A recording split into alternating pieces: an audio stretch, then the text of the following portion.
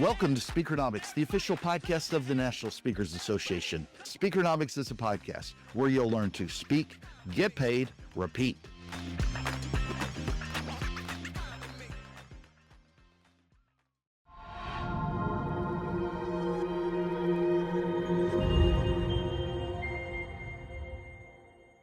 This is Speakernomics, the official podcast of the National Speakers Association. This podcast is about becoming a better speaker and building a better business. Thanks for tuning in, and I hope you're planning to attend Activate, the National Speakers Association's new conference, its digital online virtual conference that will be November 5th and 6th of 2025. And today's guest on the show is Kassy LaBorie, and she is going to be speaking at that conference. Hey, Kassy, welcome to the show. Oh my gosh, I'm so excited to be here, Tom. Thank you for having me today.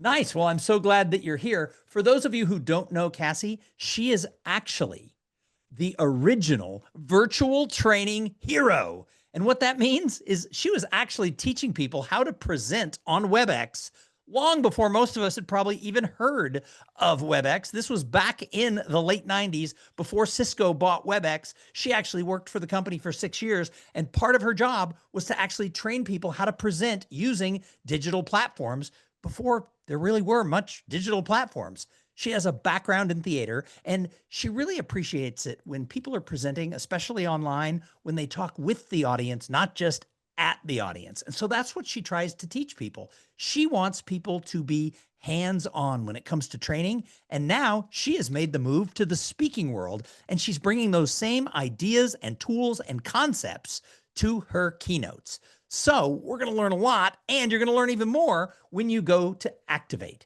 So Kassy, let's talk about, how did you get into the training business, especially with WebEx online? I mean, none of us were online training in the late 90s.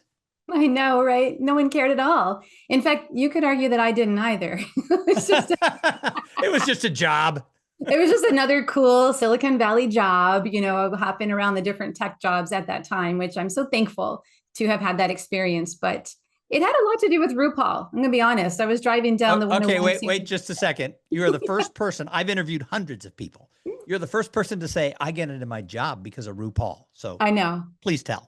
I know, right? Well, I was a trainer. I was a Microsoft trainer teaching people how to click here and there on all the apps that we use back then.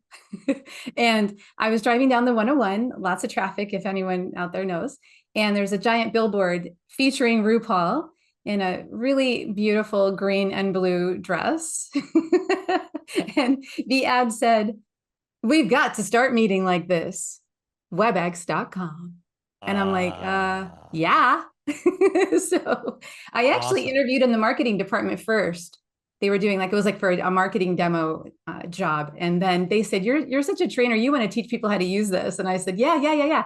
And it turns out the trainer job was a lot more suited to me and a lot better. But they were the ones that introduced. They gave me a boa and a beach ball, and I was well on my way to my future. And who knew? So when did you make the switch over to speaking? Just a couple of years ago, actually. You could say that it was brought about due to the pandemic. Here I am using technology that people didn't really want to have to pay attention to, trying to find joy and love, if possible, working online. And, when 2020 rolls around, I felt like I had been at a party that I thought was pretty cool for many, many years, and everybody had finally arrived. So I felt like at that time I had like two choices. Like I could be like, bummer, you're here. It was my world. Or I could be like, oh my gosh, you're here. Let me pass the torch. You can show people how to do it now. And I'm going to go talk about what I learned about it, what it all means, and how it impacted my life. And is there anything there that I can apply to what's happening with technology today? And nice. Well, this is going to be a fun conversation then, because we're going to unpack this. Your presentation at Activate is going to be called Connection, Belonging, and Engagement while presenting online. So as we get started, what are 2 tips that you have for all speakers who are going to be presenting online, whether for the first time or whether they've done it 5,000 times? What are your 2 tips on how they can have better connection, belonging, and engagement? All right, you ready? Tip number 1, your invitation matters. And tip number 2, own the tools. We're going to have so much fun talking about this. And I look forward to your presentation that's going to take place at Activate, because we're all going to learn so much. So let's jump into these tips. Like, I understand kind of at my soul, number 2, own the tools. However, number 1, your invitation matters. What do you mean by that, Kassy? Well, I have a principle, or, some may say a mantra. Others may say it's a bit of a superpower, whatever way you want to look at it. But it goes like this. What did I just say or do that I could have let you say or do instead? Okay, tell me more. Why am I working so hard? Why am I explaining the whole world to you while you're muted, sitting, being quiet, supposedly listening to my every word, and then waiting till you can have your questions at the end of my brilliant monologue, which nobody's listening to, let's be honest. I mean, well, that's true. Often when we're presenting virtually, if their screens are off, they're multitasking, they've gone to the bathroom, they've feeding the dog. So how do you engage them and get them to accept your invitation to be part of this two-way conversation? There's so much work involved with it. And the second tip is so closely connected to it, which we'll get into. But I am very committed to you knowing who I am. And how many times have you gone to an online presentation and you have no idea who spoke at it, or even, let alone what they said, but you don't know who they are. And so I think it's really important to share about who I really am. And some of that means getting rid of a bit of the formalities that we tend to see online, where it's like, sit down, be quiet, don't use the chat right now, wait till we ask you to be involved. From the moment that I started working at WebEx, I was like, why are they so controlled? Why are you showing a screenshot of the chat and not letting them just use the chat? Why can't we just get right in? If we were in person, we would be mingling, we would be smiling at each other, we would be talking, we'd have music going, we'd have an invitation to be a part of the environment, rather than a sit down, be quiet, and wait for me to allow you to be part of this environment. So it's interesting, because I've been on a lot of video presentations where they sort of fake what you're saying, right? They start off and they're like, hi, everybody. Why doesn't everybody put in the chat where they're from? And all of a sudden you see like Ohio, Texas, California, New York, Puerto Rico, London, Japan, all these different places that the people are from. But to me, that's sort of fake connection, fake belonging. How do we get them to really share who they are? I mean, obviously I know as a presenter how we can tell them who we are, but how do we get them involved, like you're saying? Yeah, I think we do have to start a little bit with who we are. So for example, if we're going down the route of, we want to talk about locations, which in an online session is the same thing as talking about the weather for the most part. Well, that's kind of how I think. It's like, okay, so, that's great. It's great. Who cares? Because if you're going to ask a question, you might want the answer and want to be able to do something with the answer. So it's about reframing the question so that you care about the answer in a way that's maybe filled with more depth. So for example, if I'm going to go down the path of let's talk about where we're from, I might open with myself first to create an environment that feels safe, and they know that I'm going to be vulnerable along with them to a certain extent. Like I might say, like I'm in Rochester, New York, and so I might be like, oh gosh, I tried this garbage plate for the first time. I've lived here 12 years and I've yet to try one, but I finally tried one, and I got to say, I'm not up for it, team. What's a garbage plate? Yeah, I know, that's a whole nother thing. It's a Rochester thing. It's a lot of mess.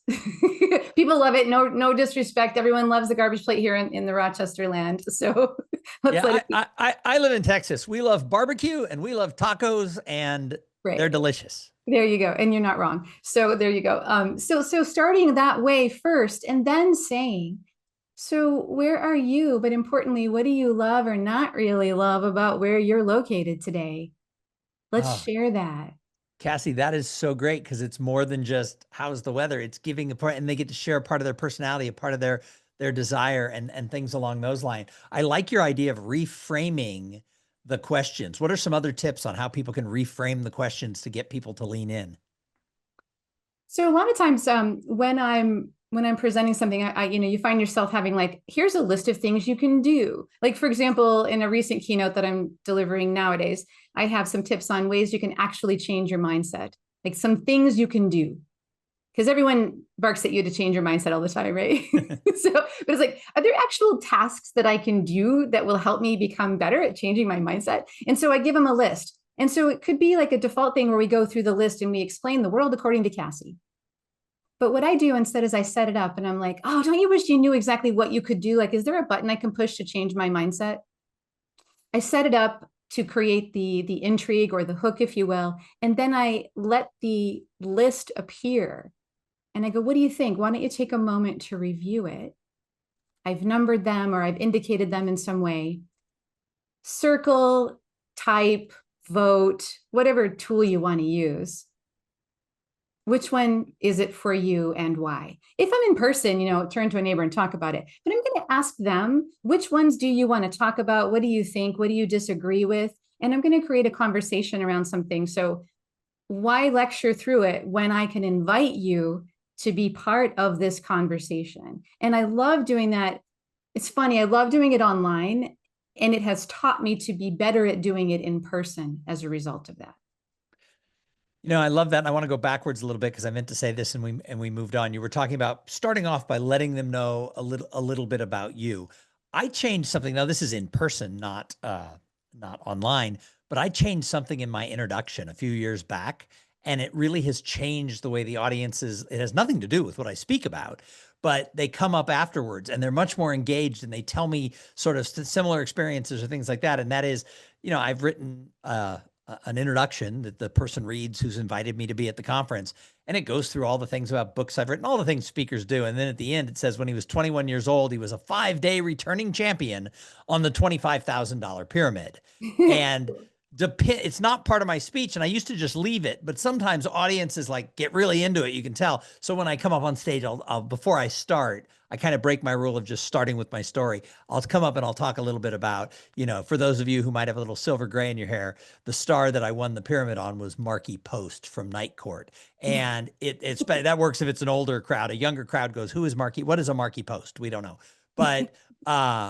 But it does, because of that, then people will come up and tell me about their cousin who was on Password or when their family was on Family Feud. And so I'm kind of thinking like for you could start off by telling people that you collect something interesting.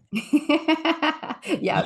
You were the president of something related. Go ahead and tell us, because you're going to start getting emails from the people in NSA and the speaker world where they find this connection. They want to engage with you. What was your unique thing? I meant to put it in the introduction. I forgot. So we're going to drop it. We're going to drop it right here. It always finds its way in, and it's if you're looking closely, if you're watching the video, you can look over my shoulder and get a little hint as to what it is. And actually, I'll lean a little further and you can see even more. Well, most people are listening auto. I know. So okay. You're going to have to tell audio. I have to tell you. Okay. Well, I am a vintage Barbie collector, and I was not the president of the club, but I was the vice president of the San Francisco Barbie Club many, many moons ago. Nice. So, I didn't even know there were Barbie clubs. So there you go. Well, you know what? It's interesting. I should have, to be fair too, Mattel made us change it to the San Francisco Fashion Doll Club. We were not allowed to use the word Barbie in the name. But when I retell the story, I just say Barbie. Yeah, that's the way to do it. To heck with Mattel. So that's right. It's the Barbie Club. It's the Barbie Club. So I love this way of getting people engaged, sharing things, getting people to share in the chat, things that are a little weird, like they were on a game show or they collect vintage Barbies. Any other tips around this, inviting people in to engage? Yeah, I just think that it's not only people that you're inviting in, it is also yourself. So a nice segue from Barbie, actually, like, when new tech comes along, I do tend to be a person who's like, no, not yet.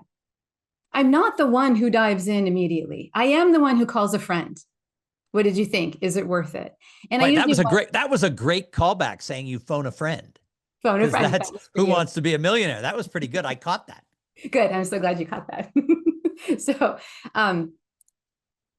I usually wait and I look for like, what's happening? Is it cool? I don't know what it is. I just do that. I do that with a lot of things, but when I go in, I got to go in a way that's going to work for me. And I'm really big on fun. And so, for example, when ChatGPT was launched into the world, I resisted it for several months. And then I was like, okay, I got to do it.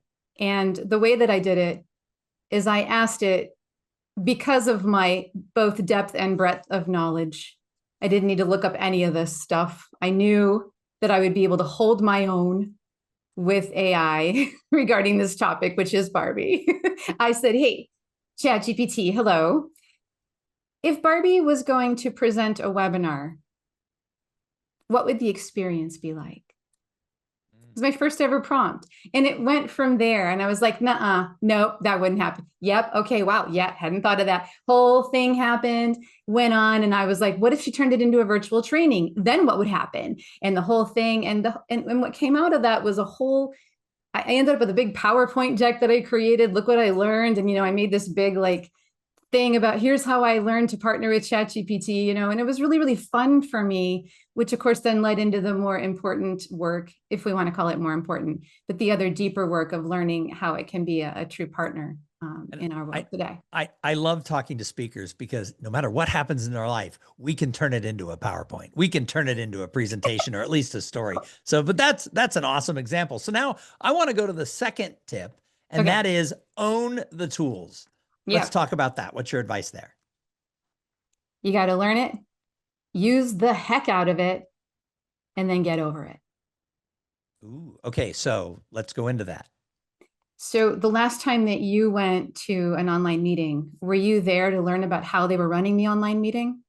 No, I was there to learn whatever the topic is of the presentation. Right, exactly. They hadn't gotten over it yet, if that was the case, if they were on it. So I'm going to share my screen right now. And then what you're going to see is my PowerPoint deck, which I'm going to go ahead and press the show. Oh, wait, sorry. These are the presenter notes. Let me, Well, it's audio anyway. So don't share your screen. Just explain. No, I'm not going to do that. I was like, where are we going? No, it's an audio podcast. Got it. I got it. No, I'm just modeling what a lot of presenters will do. Oh, Tom, I see you've typed in the chat. Let me reread what you've typed in the chat. And if you could, everyone look to the right corner where the chat, the whole, it's obvious. I see what you're saying. And we're not getting into, what are you showing me? What did I say in the chat? God, that's such good advice, because it is true. So often, we are doing exactly that. Whereas if we know the tool, if we're over the tool, we just talk about what was said in the chat. And we got lots of answers that came in the poll, and a lot of people said C. So great, let's move on. And it's like, wait, what was the question in the poll? What does it mean that most of us said C? And why did you ask us that? And how is that going to impact how we're moving forward with what we're here to learn about? And so that's what I say, what I mean when I say get over it. Now, the only people who don't have to get over it are the ones that are there to teach you that tool, because obviously you're there for that tool. So please be clear about it. But otherwise, we're here to ideally create an experience for people where they can either get the information they need or have the experience of being inspired, or whatever it may be. So when it comes to owning the tools, if you will, there's so many different platforms now. Back in your early days, there was WebEx. Now there's everything else, right? And a lot of people use Zoom. Microsoft Teams is my nemesis, because every time I log on, it wants to change all the settings in my computer. And when I go back to Zoom, my camera's different, my microphone's different. I don't know why it wants to do that. But how do people learn all the tools? Because sometimes if you're being hired, they're telling you what tool you're presenting on. I know. And in Teams, when you mentioned that, I had a little heartache. All the pain it's caused for we outside of the network using Teams, right? And you bring up a great point, is that if you're in the company using Teams, it's actually a great tool. But if you're out of the company phoning in to use Teams, it wants to fight you. It fights you. Yeah. And then when you try to do too many different teams with all the different companies, then it really fights you. Like chaos fights. So how do speakers learn all the tools? Well, I don't know that you have to learn all the tools. I think, and what I've chosen to do is I've learned the ones that I know work the best for me. And then, how when you're booking a gig, you say, this is what I'm going to bring and how I'm going to be and what I'm going to do. Well, you do the same thing with your tools. And so if it is, I know that we show up a lot and you're using this platform. So I understand that. And so at the basic level, you're going to have to learn what that platform is going to allow you to do, and make sure you get your settings right so that it functions properly. But what I have leaned into, and what I do increasingly for my speaking business, is have a set of tools that will work for me no matter what platform I'm being asked to present through. So for example, of late, I've really been enjoying Airtime, which is like a, if anyone remembers, like OBS. Oh, yeah. Yeah. Yeah. So I never was able to figure OBS out. It was kind of complicated. Exactly. I couldn't figure OBS out, but I did always have a dream of having like graphics floating on my shoulders, which is really fun. But Airtime is a much more user-friendly app that will allow you to create imagery around your webcam view. So slides flying in, images flying in, words, whatever you want to do. And the thing is that it exists separately from any online platform you're using because it is a webcam platform. And this is actually what changed my whole approach with Teams, because I was working with one client who they didn't realize they did this to me, in all fairness to them, but I was actually there to coach them, and I could do nothing other than be on camera and look at them. And it was hilarious because I couldn't even send a chat message like, please pause, slow down. It was very funny. But I ended up using Airtime after that happened, and I was able to send messages and imagery and all that I needed for them, prompts, via my webcam image. And so that sort of released me from, okay, I'm not gonna be able to do that, but I am gonna be able to do this. And then like I use other presenting tools too. Like I really like AHA slides for when I'm presenting online in that particular case too, because now I don't need the platform features. I'm gonna lean into what I know AHA slides can give me, which, by the way, something like AHA slides, which is like a Mentimeter or Slido, works really well for a hybrid environment too. So if I had people in person and I have people online, if we're all on the AHA slides, equal playing ground. And I love that, because now I'm not worried about what Teams or whatever other platform isn't going to let me do. And I'm completely focused on, look what I've brought to the show today that I can't wait to let you do along with me. So are you going to have a list of different tools people can use when they're presenting online during your presentation? Yes, I will put them. I'm not only going to make a list available, but links also. And if I can get these people to give me discounts for us, I will do that too. Oh. And I am going to have something that I've recently launched in all of my keynotes, is a tailored augmented reality experience that goes along with it. So I'm going to put that in our online one too. Nice. So everybody's going to have to, on November 5th and 6th, make sure that they're at Activate. So any other last tips that you have for people when it comes to presenting online of just how they can be better? Yeah, sure. I have, I think that unleashing your presence is maybe 3 words that we could put to it. Like finding who you really are and what makes it enjoyable for you. I don't think you have to know all the tech or all the tools. But I think if you go in and really look at the things that bring you a lot of happiness and help you to feel very, very successful, then people are going to pick up on that love and that joy, and they're going to want to be a part of that right along with you. So actually, that's such good advice. And one of the reasons is for in-person presenting, if I'm coaching somebody who wants to be a speaker or an executive who has to give a speech, I always say, don't get up there and be speaker man or speaker woman.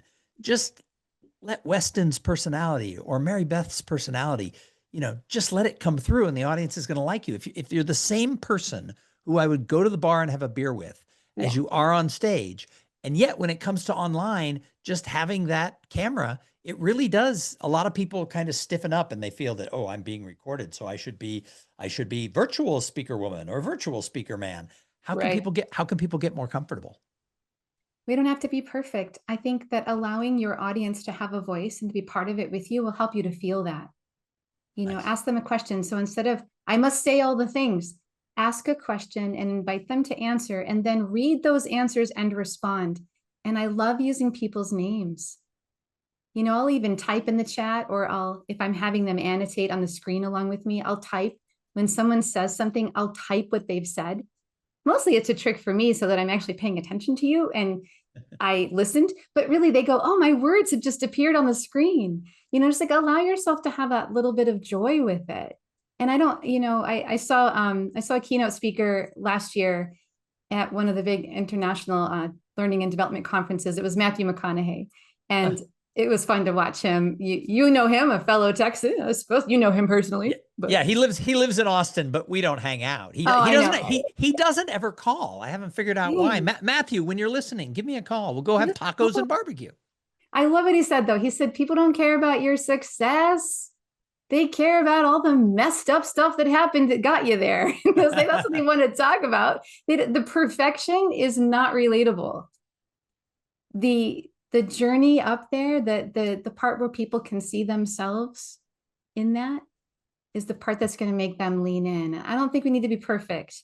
I mean, we need to be darn good at it. You need to look good and sound good and make the tech work. But come on, you're not a perfect human being. And people are going to be like, wow, that was very real.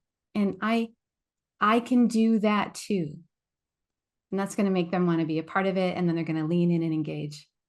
Nice. Well, Kassy LaBorie, thank you for being a guest here on Speakernomics.